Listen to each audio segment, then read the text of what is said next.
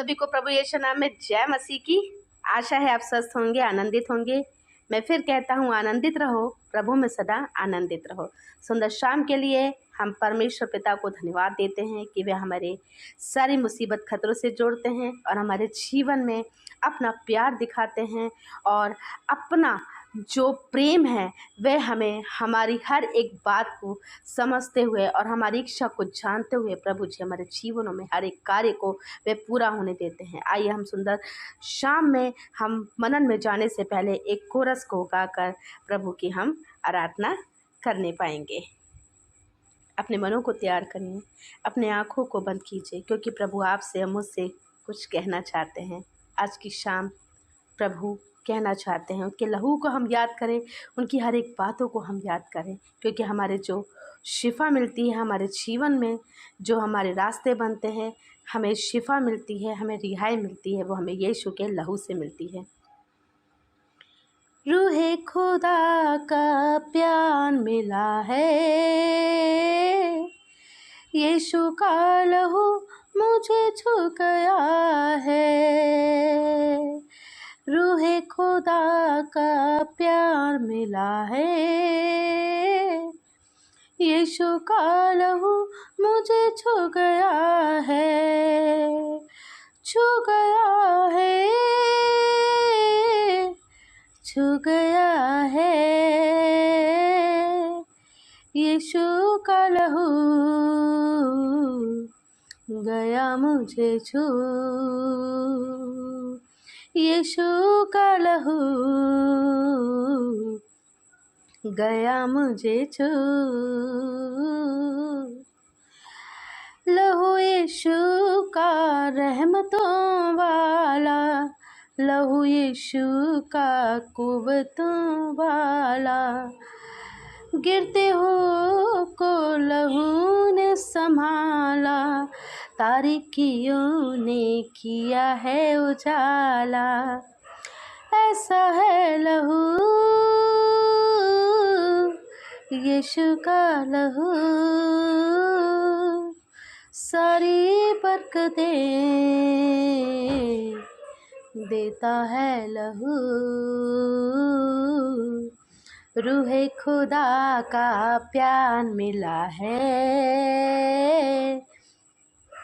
यीशु का लहू मुझे छू गया है।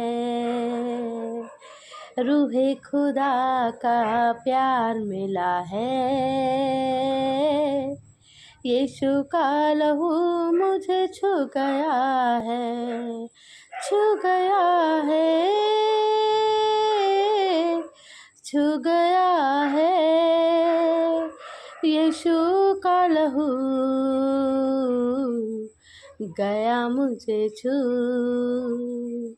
यीशु का लहू गया मुझे छू।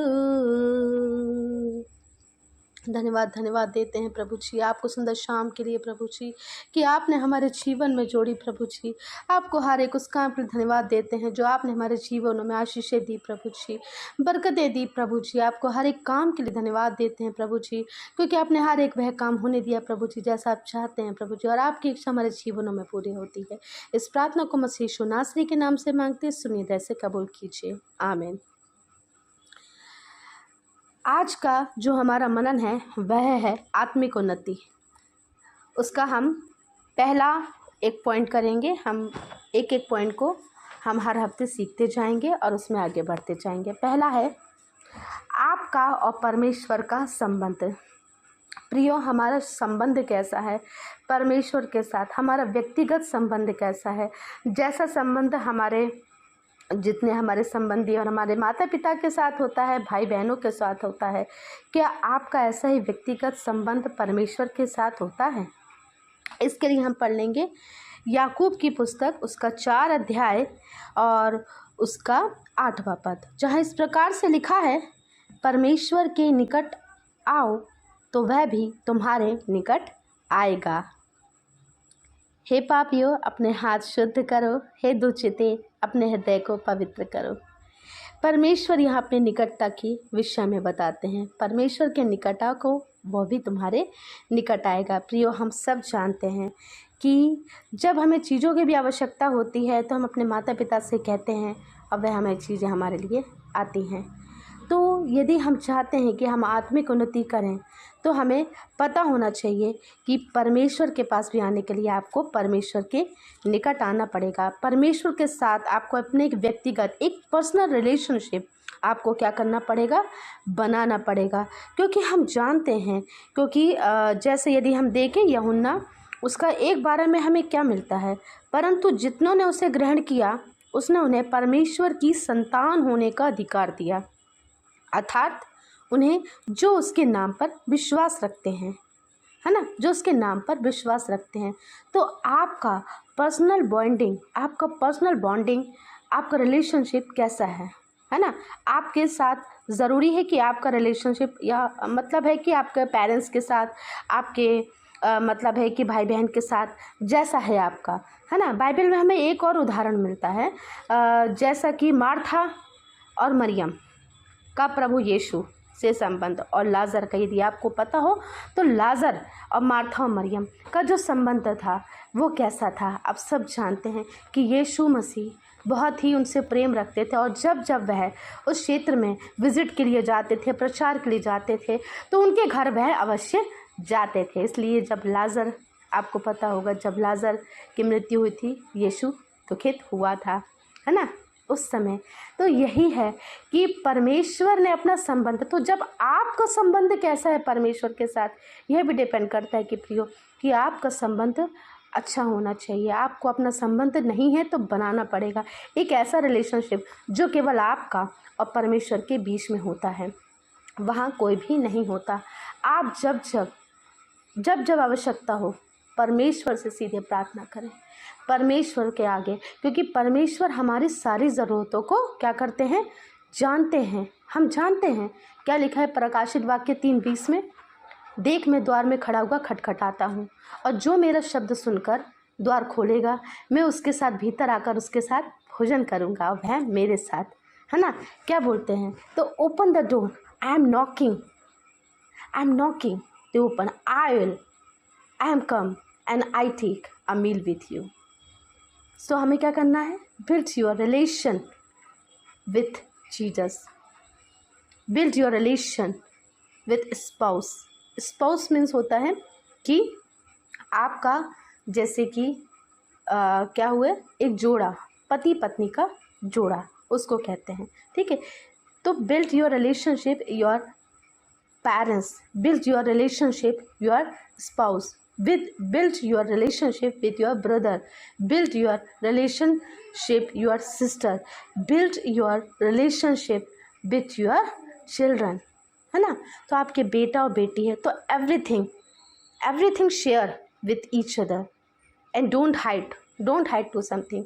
तो हम क्या करते हैं, हमें ऐसा ही रिलेशनशिप, तो यहाँ परमेश्वर चाहते हैं कि पहले तुम आत्मिक उन्नति में बढ़ने से पहले मेरे साथ जो तुम रिलेशनशिप जो करना चाहते हो उसमें बढ़ने से पहले अपना रिलेशन कैसे मेरे साथ निकट आ सकते हो, पहले तुम्हें अपना अच्छा साफ़ सुथरा रिलेशनशिप अपने रिलेटिव्स हैं, आपके माता पिता हैं, आपके भाई बहन हैं, आपके और संबंधी, उनके साथ आपको बनाना पड़ेगा। क्योंकि हम जानते हैं कि जो ये क्या कहे कि मैं परमेश्वर में आपसे प्रेम करता हूँ लेकिन अपने भाई से वह यदि बैर रखे तो उसका प्रेम मेरे किस काम का।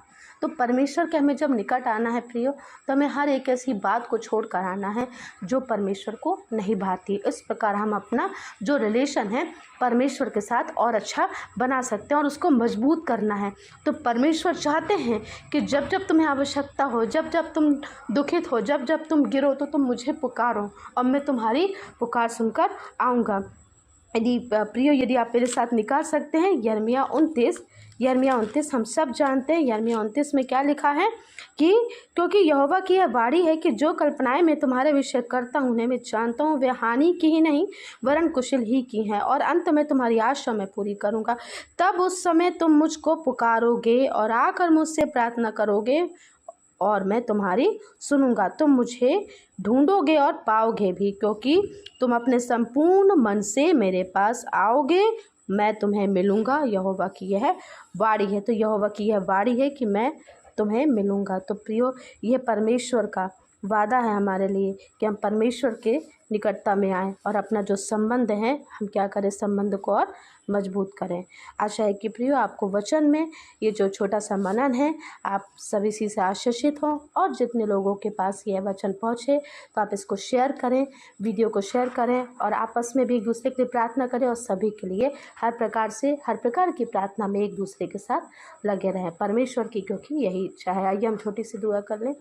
धन्यवाद देते हैं प्रभु जी ये सुंदर वचन के लिए, प्रभु जी जो हम सुनने पाए, प्रभु जी जो हम पढ़ने पाए, प्रभु जी यहाँ उपस्थित एक एक क्षण प्रभु जी इस वचन को प्रभु सुनकर प्रभु जी उस पर मनन करने वाला, और प्रभु जी उसको अपने जीवन में प्रभु जी लागू करने वाला हो सके, प्रभु जी इम्प्लीमेंट करने वाला हो सके प्रभु जी, और आपके साथ प्रभु जी कि जैसा संबंध आप चाहते हैं कि वैसा हम बनाने वाले, क्योंकि वचन कहता है कि परमेश्वर के निकट आओ तो वह भी तुम्हारे निकट आएगा। तो हाँ प्रभु जी, हम सभी को ऐसा मन दीजिए यहाँ उपस्थित एक एक क्षण को प्रभु जी कि वे आपके वचन को सुनकर आपके निकट आकर अपनी हर एक बातों के साथ प्रभु जी आपके पास आने वाले हो सके प्रभु जी, और अपना संबंध प्रभु जी हर प्रकार से प्रभु जी मजबूत करने वाले हो सके प्रभु जी। आशा है प्रभु जी कि हर एक बातों की प्रभु जी प्रार्थना को सुनकर प्रभु जी आप हाँ और आमीन में प्रभु जी उत्तर देते हैं। यहोवा राफा, हमसे अगापे प्रेम करने वाले प्रभु जी, आपको हर एक बातों में प्रभु जी हमारे जीवनों में केवल आपकी ही इच्छा पूरी हो, ऐसी प्रार्थना है प्रभु जी। सारी बातों में आप बढ़ें और हम घटें। सारा आदर में मत देते, इस प्रार्थना को मसीह यीशु नासरी के नाम से मांगते हैं, सुनिए, जैसे कबूल कीजिए। आमीन, आमीन, आमीन।